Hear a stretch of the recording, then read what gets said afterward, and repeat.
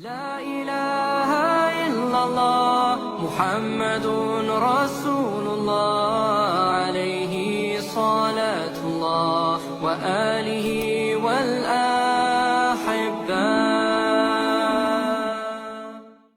Para bapak, saudara-saudara, hadirin kaum muslim yang mulia, tidak bisa kita pungkiri bahwa seluruh manusia yang hidup di dunia ini mempunyai masalah. Orang miskin punya masalah, orang kaya pun punya masalah juga. Orang yang tidak punya uang masalah, orang yang banyak uangnya pun masalah juga. Orang yang tinggal di kampung masalah, orang yang tinggal di kota-kota besar juga bermasalah juga. Orang yang tinggal di negeri yang miskin bermasalah, tapi orang yang tinggal di negeri-negeri yang kaya juga bermasalah. Jadi rakyat biasa masalah, jadi pejabat penguasa juga masalah. Kalau dalam ketentaraan, kopral bermasalah, jenderal pun bermasalah juga. Tidak bisa dipungkiri. Orang yang belum kawin punya masalah, yang sudah kawin pun masalah juga. Yang belum punya anak masalah, yang sudah punya anak banyak pun masalah juga. Yang tinggal di gubuk bermasalah, tapi yang tinggal di rumah-rumah mewah juga bermasalah juga. Allah Subhanahu wa taala mengutus Rasulullah sallallahu alaihi wasallam untuk menyelesaikan segala masalah manusia. Masalah manusia dunia maupun masalah di akhirat. Apa yang dibawa oleh Rasulullah untuk menyelesaikan masalah manusia? Bukan membawa kekuasaan, bukan bawa jabatan, bukan bawa harta kekayaan, tapi yang dibawa oleh Nabi adalah agama. Jadi agama ini diturunkan oleh Allah untuk menyelesaikan masalah-masalah manusia. Siapa yang mau mengamalkan agama, mentaati Allah, ikut cara Rasul, masalahnya akan diselesaikan oleh Allah Subhanahu wa taala. Orang miskin kalau mau selesai masalahnya, tidak perlu jadi kaya. Sebab jadi orang kaya belum tentu selesai masalah.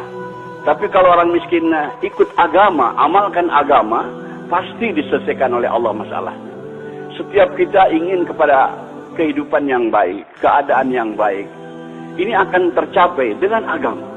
Allah Subhanahu wa taala berfirman dalam Al-Qur'an, "Man 'amila shalihan min dzakarin aw unsa wa huwa mu'min, fala yuhyiyannahu hayatan thayyibah." Barang siapa yang beramal soleh, yaitu taat kepada Allah dengan cara Rasul, baik laki-laki maupun perempuan, dan dia beriman, kami akan berikan kepadanya kehidupan yang baik. Kehidupan yang baik akan datang kepada kita bukan dengan harta, bukan dengan kekayaan, bukan dengan kemewahan, tapi dengan agama. Kalau kita amalkan agama dalam kehidupan kita ini, semua masalah kita diselesaikan oleh Allah Subhanahu wa taala. Begitu juga kehidupan kita bermasyarakat, bernegara. Kalau ingin masalah-masalah selesai dari masalah masyarakat, masalah kenegaraan dan sebagainya, agama juga.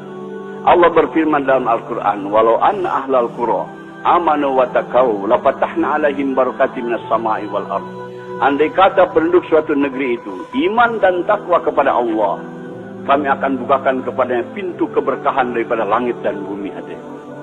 Kemakmuran, kesejahteraan, keamanan akan tercipta dengan agama, dengan taat kepada Allah Subhanahu wa taala.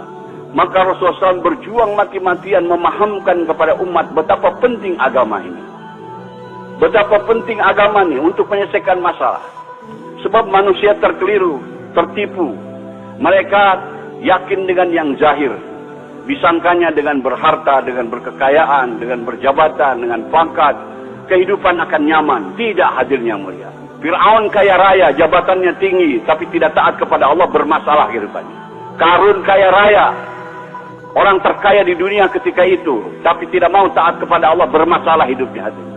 Namrud juga raja dunia, dia tidak taat kepada Allah, bermasalah kehidupannya. Semua masalah-masalah datang kepada kita dari dia taat kepada Allah Subhanahu wa taala.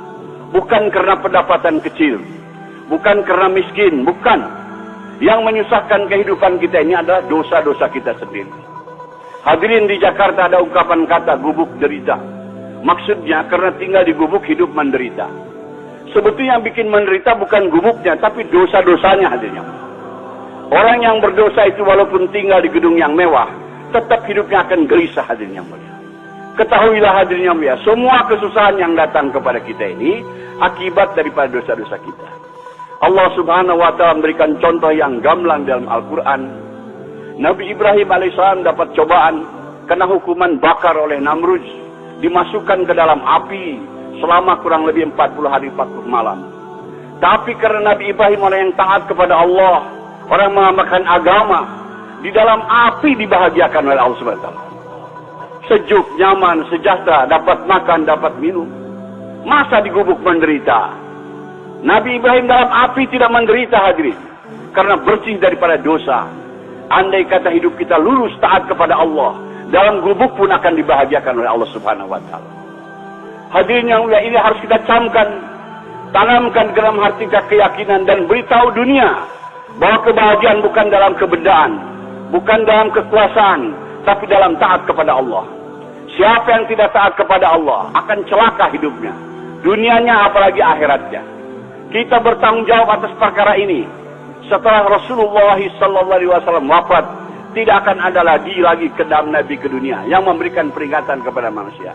Kita selaku umat Nabi Muhammad SAW beritahu kepada dunia supaya manusia ini selamat. Hanya dengan ikut cara Rasulullah, kehidupan kita akan aman, akan tentram, akan sejahtera, akan bahagia. Maaf hadirin, hidup kita bukan akan bahagia dengan modern, dengan ikut barat. Tidak ada janji Allah Subhanahu wa taala. Tapi kalau kita ikut cara Rasulullah, janji Allah ada di situ. Allah akan berikan kepada kita kesuksesan, kebahagiaan. Maka kita beritahu perkara ini. Hadirin yang mulia, Allah Subhanahu wa taala berfirman dalam hadis qudsi, "Ya ibadi, ana urid anta turid, wala yaqulu illa ma urid." Wahai hambaku, aku punya keinginan, kamu pun punya keinginan, tapi akan berlaku keinginan aku, kata Allah, bukan keinginan kamu. Wa ilan salam dari fima urid, fakaifatuka fima turid. Kalau kamu tunaikan keinginan-keinginan aku, maka aku akan tunaikan segala keinginan-keinginanmu. Tetapi kamu kalau tidak mau menunaikan keinginan aku akan susahkan engkau dalam menunaikan keinginan-keinginanmu. Dan yang akan berlaku adalah keinginan aku, kata Allah. Jadi hadirin, metode, teknik supaya keinginan-keinginan kita tercapai. Kita ingin bahagia, ingin sejahtera, ingin aman, ingin tentram. Caranya adalah tunaikan keinginan Allah. Tunaikan keinginan Allah. Kalau kita tunaikan keinginan Allah, segala keinginan-keinginan kita akan ditunaikan oleh Allah Subhanahu wa taala. Allah Subhanahu wa taala pencipta kita, pencipta alam semesta semuanya. Dia yang berkuasa, hadirin. Allah berkuasa membahagiakan hambanya walaupun dalam gubuk. Allah berkuasa membahagiakan hambanya walaupun dalam kemiskinan. Allah berkuasa juga menyusahkan hambanya walaupun dalam istana. Allah berkuasa menyusahkan hambanya walaupun di tengah kekayaan, kaya raya. Hadirin, hanya dengan jalan taat kepada Allah. Apa keinginan Allah tadi, hadirin? Allah tidak minta diberi makan, diberi minum.